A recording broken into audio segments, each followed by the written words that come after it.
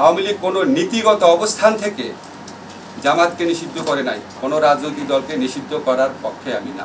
তা আওয়ামী লীগের নিষিদ্ধ করার দাবি ছিল, আওয়ামী লীগ 15 বছর ক্ষমতায় ছিল, করে নাই কেন? তার মানে তো তাদের বদ মতলব ছিল। তারপর তারা এমন একটা বিশেষ মুহূর্তে এটা করেছে, যেটা তখন ছাত্র জনতার বিপ্লব চলছিল, গণ অভ্যুত্থান চলছিল।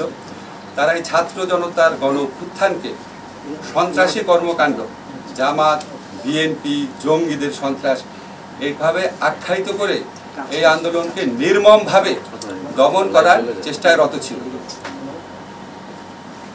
নির্মমভাবে দমন করার চেষ্টায় রত ছিল, এটা বহু প্রমাণ আপনারা বহুভাবে পেয়েছেন।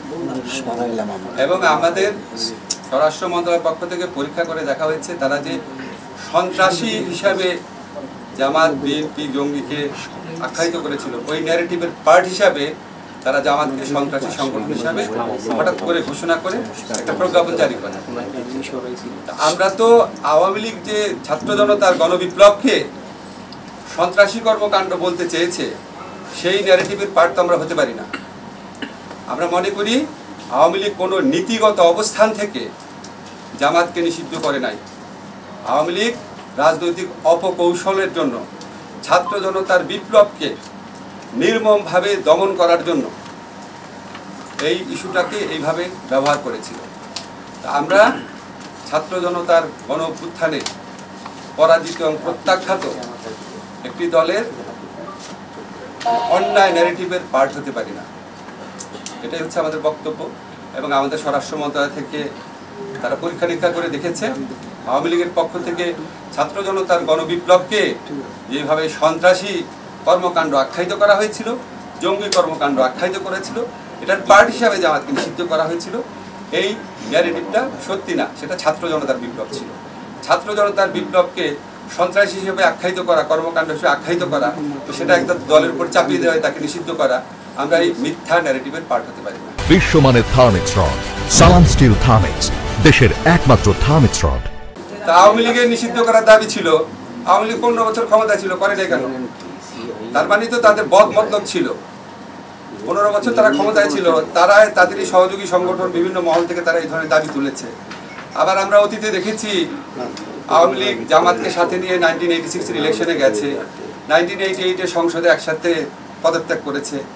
একসাথে পদত্যাগ করার পর একসাথে মতিউর রহমান নিজামী, প্রয়াত মতিউর রহমান নিজামী সাহেবের সাথে আওয়ামী লীগের সভাপতি সাংবাদিক সম্মেলন করেছেন, বলেছেন উনি শুধু আওয়ামী লীগের লিডার না, উনি সকল বিরোধী দলের নেতা। পরবর্তীকালে জামাত যখন প্রেসিডেন্সিয়াল নির্বাচনে জয়লাভ করার জন্য আওয়ামী লীগের পদপ্রার্থী জামাতের আমির গোলাম আজমের কাছে দোয়া চাওয়ার জন্য গিয়েছেন। 1996 আন্দোলনে জামাতকে নিয়ে অংশ নিয়েছেন। আমরা সর্বশেষ নির্বাচনী পত্রপত্রিকায় রিপোর্ট পাচ্ছিলাম জামাতকে ইলেকশনে আনার একটা প্রক্রিয়া চলছে। তারপরে যখন আওয়ামী লীগের বিভিন্ন মহল থেকে এই ধরনের দাবি করা হতো এবং আওয়ামী লীগ যখন আবার এই দাবিটা পূরণ না করতো, আমার পার্সোনাল ওপিনিয়ন হচ্ছে এটা আওয়ামী লীগ জামাতকে চাপে রেখে তাদের কথা মতো চলতে বাধ্য করার একটা প্রক্রিয়া হিসেবে নিয়েছিল। আওয়ামী লীগের রাষ্ট্রীয় ক্ষমতার দোর্দণ্ড প্রতাপে ছিল, কখনোই নিষিদ্ধ করে নাই। যখন ছাত্র জনতার বিপ্লবে যখন আওয়ামী লীগের প্রায় পরাজিত এবং পরাভূত হওয়ার মতো অবস্থা হয়েছে, তখন আপনার এই পুরা বিপ্লবটাকে, পুরা অভ্যুত্থানটাকে সন্ত্রাসী কর্মকাণ্ড আখ্যায়িত করে অবাধে দমন নিপীড়ন চালানোর একটা পর্যায়ে জামাতকে নিষিদ্ধ করেছে। সেটা তো কোনো নীতিগত অবস্থান হতে পারে না। ব্যক্তিগতভাবে আমি মনে করি কোনো রাজনৈতিক দলকে নিষিদ্ধ করার পক্ষে আমি না, আনলেস আপনার যদি একটু সুশক্তভাবে জঙ্গি তৎপরতা, রাষ্ট্রবিরোধী তৎপরতা, কোট আন কোট বিভিন্ন পলিটিক্যাল পার্টি রেটরিক হিসাবে ইউজ করে, সেটা না। সত্যিকার অর্থে সেরকম থাকলে তাও প্রচণ্ড সততার সাথে তদন্ত করে দেখে হয়তো এটা করা যেতে পারে। জেনারেল রুল হিসাবে আমাদের সংবিধানে সংগঠন করার স্বাধীনতা আছে। আওয়ামী লীগ বাংলাদেশের স্বাধীনতা সংগ্রামে নেতৃত্ব প্রদানকারী দল, বিভিন্ন গণতান্ত্রিক সংগ্রামে এই দলটার অবদান ছিল। গত 15 বছর তারা যা করেছে সেটা তাদের ঐতিহ্যের সাথে যায় না, সেটা মুক্তিযুদ্ধের চেতনার সাথে যায় না। তারা বাংলাদেশের ইতিহাসে বর্বরতম এক ফ্যাসিবাদ কায়েম করেছিল। এই কর্মকাণ্ডের জন্য ব্যক্তিগত দায় থাকতে পারে, লিডারদের সামষ্টিক দায় থাকতে পারে, বা দল হিসাবে ব্যক্তিগতভাবে আমি বলছি, দল হিসাবে আওয়ামী লীগ নিষিদ্ধ করা দল হিসাবে মনে হয় না সমীচীন হবে।